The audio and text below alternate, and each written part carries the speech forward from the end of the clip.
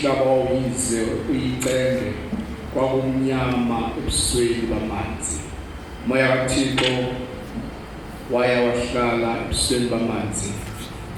Wathi uThixo abekhona ukhanya, kwabakhona ukhanya. Verse 4. Thixo wabona ukukhanya ukuthi kulungile. Thixo wahlukanisa ukukhanya ngobumnyama. Verse 5. uThixo waqamba ukukhanya wathi mini, waqamba ubumnyama wathi busuku. Ukuhlwa nokusa kwaba usuku lokuqala. Alibonge ivangeli. Ngiyabonga ukubingelela imphatho hlelo. Bengelele obaba befundisi benkosi, abavangeli, abashumayeli, abakhokheli, amakhansela akhona, ubaba meya akhona phakathi kwethu. Ngibonge kakhulu kuba khona abahlali wethu abaZulu, baba umfundisi Qwalo, Thuba Simelone.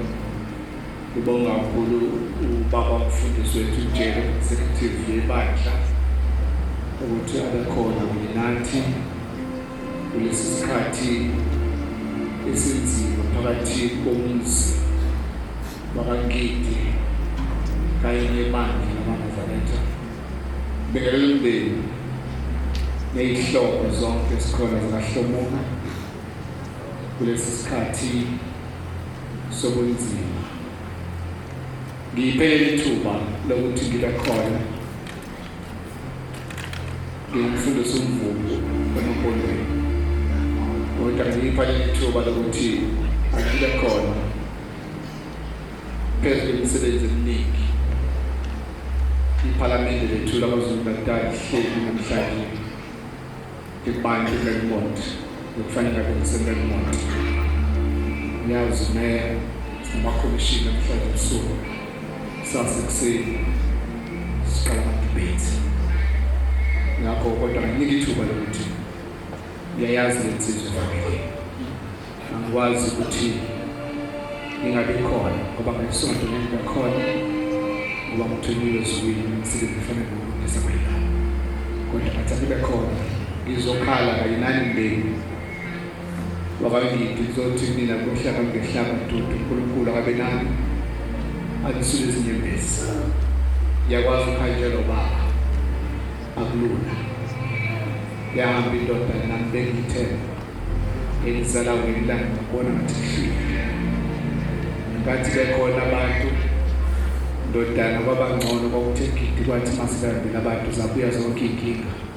Ekangithi uma ngabe sesengihlasele ngiye kule ndoda engizalayo ngithi baba naku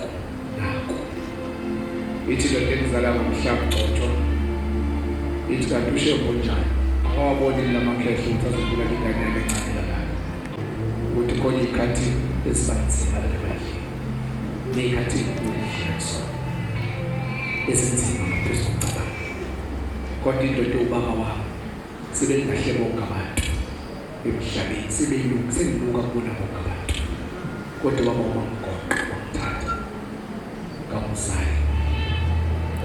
Namhlanje ulahlekelwe umuntu mntanami lapha ebandleni unasigqoka ibhoko bantu uzobaleka faka phansi kwejazi lakhe. Ngizothi wena kodwa ngaphansi kodwa lomnyama wayesedabula umnyama ngokukhanya, wayeseqamba ubumnyama ukuthi kuzoba busuku, wayeseqamba ukukhanya ukuthi kuyoba yini. Impilo yomuntu, impilo yomuntu iphethwe yini? Iphethwe ubumnyama, iphethwe ukukhanya. Njengamanje ngisemnyameni kodwa ngizodlula ngomnyama ebese kufika ukukhanya. Ukukhanya ngathi azange bekhona ubumnyama. Lamazwi nje amafushane ngamaningi ngithi bantu bangihlala ethembeni likaNkulunkulu namandla, shembe inkosi namandla kahluleka ebunzimeni nguqe ukuthandaza imbisi uyawufika uphulukise umsindisi ngekhathi zonke enkingeni nazo amaningi amazwi, kodwa amazwi amafushane. Asikho isikhathi esifike, siyafika isikhathi somnyama, siyafika ngeyilanga lesikhathi safica indoda ethembekile.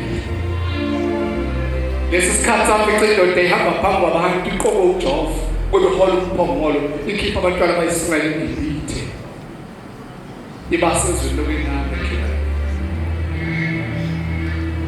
Mose ebakhipha ezweni laseGibhithe ebahola uJehova ebumnyameni waletha insika umlilo wabahola ngefu. Bathi mase sebezofika bengakafiki eKhenani wafa emva kokunyama futhi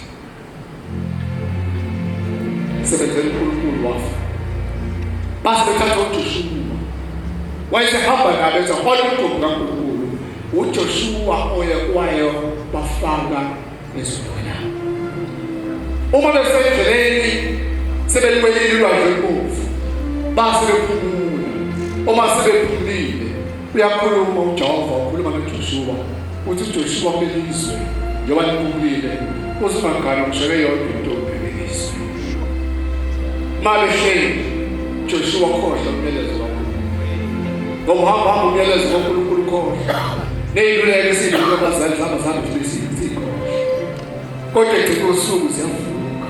Izinto esatshelwa ngazo. Mase ndibele uJoshua umyalezo kaNkulunkulu akhulume naye.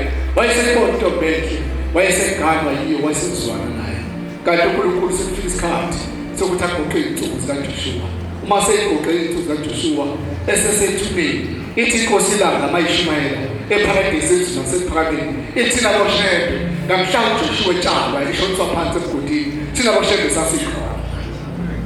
Uthi kwathi uma uJoshua esengene phansi ethuneni ithi nabo shebe sawuthatha ubeka uJoshua uthatha sobuyisela esidubhini sakhe wayesephila njengomuntu ephila emhlabeni. Uthi kodwa yini into esamcisha yona amandla azange abe nawo amandla kodwa waphile phansi esethuneni. Uthi wayiziphethu izabuye izodla inyama yakhe kodwa azange abe nawo amandla okuyipheleza.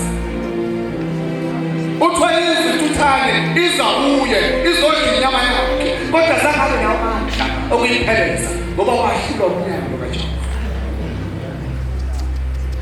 Mntana namhlanje uyihlokushiye phezu komnyango kaShebe ngamhla uqhubuka kwibandla nawe ufana noJoshua. Ngalamazwi ikhonzesizwe cela sibuyisele lemoto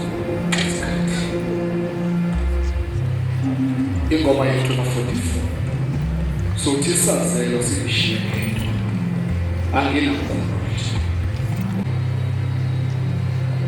kodwa enkathi esemandleni phile khona ngokubabeza bese masifika eKhenani sithola ukudla sithele uphongolo sikhathele singenakwazi ukwenza lutho uyeke utatazela ugijima babheluka lethele enze yonkinto ngendlela abayihlonipha ngayo engathi bantu ababilisele ngakufuza ngingaphumi esifundisweni ngoma yethu 44 sizokhuleka sonke sothi sazelo sishiye ngedwa anginamkhulu sesiyakhuleka sicele ukuphefumula kababa wethu uhambe uNkulunkulu shamba mhle endleleni zakamoya.